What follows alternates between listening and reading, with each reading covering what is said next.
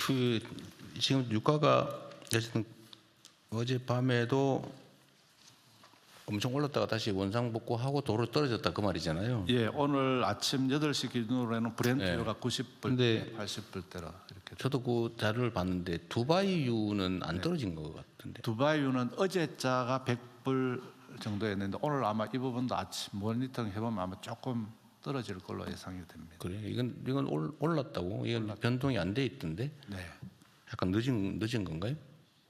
예, 어제 예. 아 시차 때문에 그런 거예요? 그다음에 이거 최고 가격제 시행이 지금 유류 대금을 전쟁 발발 다음 날인가 바로 올려버려서 네. 이미 한 일주일 훨씬 넘었잖아, 그죠? 네. 근데 지금 즉시 시행을 못하는 이유는 지금 언제쯤 할 거라고요? 금주 내에는 하도록 하겠습니다. 근데 그게 법률상 최저 절차 시간이 필요해서 그런가요? 네, 그렇습니다. 고시를 하려면은 규제개혁 심사도 해야 되고 또 현장에서 조사도 해야 됩니다. 그래서 금주 중에 시장 조사를 마치고 지금 규제개혁 그 절차를 좀 줄인다든지 하는 이런 절차를 거쳐서 하여튼 이미 올려서 지금 일종의 폭리를 취하고 있는 상태인데 네. 그게 지금 지연이 열흘 이상 지금 지연이 되면 그 사이에 국민들 피해는 계속 되잖아요. 네. 근데 그 부분에 대한 네. 보완 대책은 뭐예요?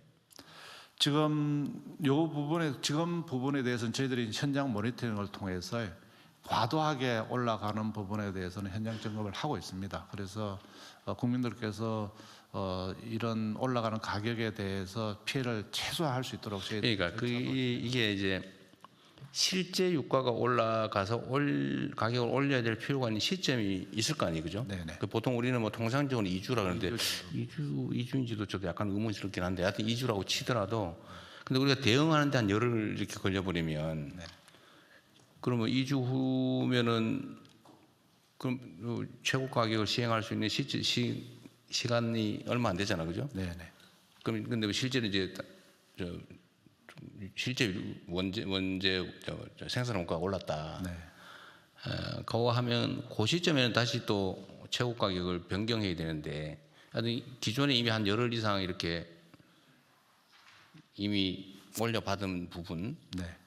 그 부분을 고려해서 실제 유가가 오르더라도 그때 바로 최고 가격을 올리지 말고 네. 지금까지 지연된 만큼을 감안해가지고 감안해서 네. 실제 오른 시점 이후에도 그 기간만큼은 최고 가격을 네.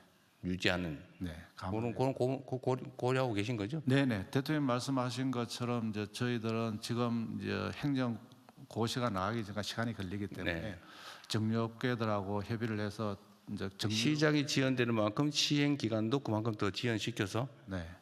국민들 피해가 최소화될 네, 수 있게. 근데 그거는 감안하시고 네네. 그럴 경우에 어쨌든 우리가 이제 생산 원가와 최고 가격 차이에서 벌어진 실제 제조업체 정유사의 손실을 보상하게 법에 돼 있다면서요? 네, 그렇게 들어가 있습니다. 그 계산을 할 때도 가능한지 모르겠는데 네. 그 동안에 취한 일종의 부당이 네. 그걸 감안해서 계산해야 될 것 같아요. 네, 그렇게. 그 법률상 가능한지도 한번 검토를 한번 예, 해보시죠. 그런 부분도 감토해 보겠습니다. 하여튼 누구도 피해가 없게, 네. 누구도 억울하지 않게 하되 공정하게 세심하게 좀 할 필요가 있을 것 같습니다. 예, 특히 대통령 말씀하신 대로 우리 국민들의 피해는 최소한되도록 네. 저희들이 하여튼 이런 위기 상황을 악용해가지고 부당하게 이익을 취하는 거는 그 기업의 윤리 문제이기도 한데 네.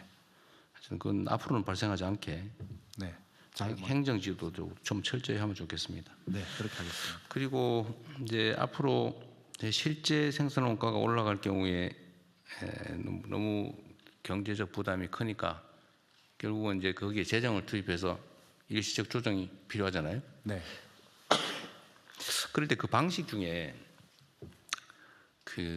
이게 보통 위기 상황이 도래하면 어려운 사람은 더 어려워지고 좀 상위층은 더 좋아지고 이런 경향이 있잖아요. 네. 근데 그걸 완화하기 위해서는 이게 일률적으로 유류세 부담을 줄이면 네, 그 경향을 제어하지 못하잖아요. 맞습니다. 네, 그럼 이걸 보완하려면 두 가지 선택지가 있는데 우리 국민 여러분께서도 한번 판단을 해봐 주시면 좋겠어요. 이게 개인의 문제가 아니라 공동체 전체의 문제니까요.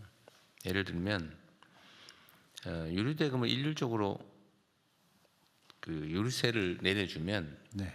어쨌든 그 양극화가 악화되는 맞습니다. 경향을 많이 통제는 쓰는 못 하잖아요. 사람들은, 네, 네. 그러면 이거를 차라리 유류세를 깎아주는 만큼의 재원을 가지고 서민이나 어려운 소비자층을 타겟으로 해서 네. 지원을 하면 네. 이 양극화를 좀 저지할 수도 있고 네. 완화할 수도 있잖아요. 네, 물론 네. 뭐 크지는 않겠지만. 네. 그래도 어쨌든 그리고 또 하나 방법은 꼭 이 양자택일이 아니고 네. 두 가지를 믹스할 수도 있는 건데 예를 들면 유류세를 좀 내리고 네. 서민들을 또 위해서. 서민들은 재정 지원은 네. 서민들 중심으로 이렇게 차등적으로 네.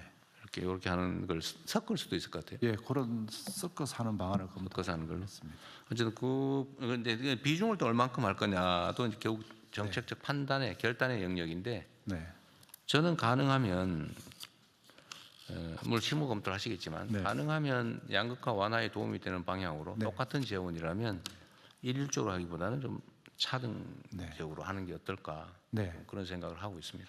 지금 대통령님, 지금 유류세 같은 경우는 저희들은 휘발유는 7% 이제 인하를 해주고 있습니다. 최고 한도가 37%까지 해줄 수 있습니다. 네. 그래서 30% 룸이 있습니다. 그래서 유류세 인하를 그 중에서 한 10%를 더 해준다든지 또 그렇지 않으면 또 직접 지원을 좀 늘린다 이런 부분 조합을 해서 양극화도 해소하고 특히 이 과정에서 어려움을 겪고 있는 국민들의 혜택이 좀 더 갈 수 있도록 설계를 하도록 하겠습니다. 네, 뭐 양극화 해소되지는 않겠지만 어쨌든 조금이라도 완화하는 방향으로. 원래 유류세를 징수하면 이제 그게 일반 재정 재원이 돼가지고 네. 이제 그걸로 이제 정부 재정 집행을 하잖아요. 네. 재정 집행의 가장 큰 원칙은 부의 2차 분배. 네.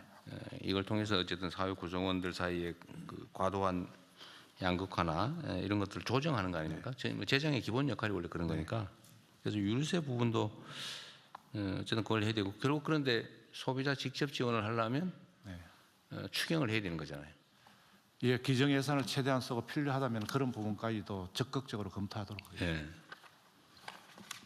좀 세밀하게 좀 일이 많긴 하겠지만 좀 잘 준비해 주시고요. 재미있게 보셨다면 구독, 좋아요, 알림 설정까지 꼭 눌러주세요.